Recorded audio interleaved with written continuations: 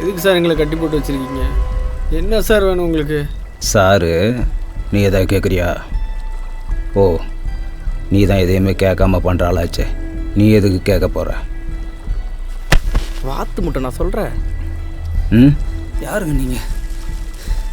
உங்களுக்கு என்னங்க வேணும்? நியாயமான கேள்வி. அதை சொல்கிறதுக்கு முன்னாடி இவன் யாருன்னு தெரியுதா? தெரில உனக்கு?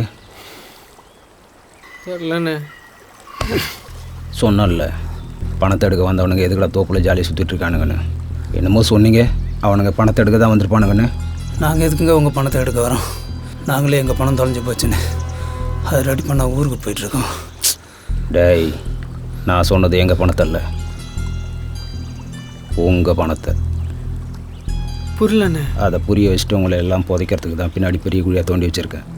இப்போ புரியும் பாரு.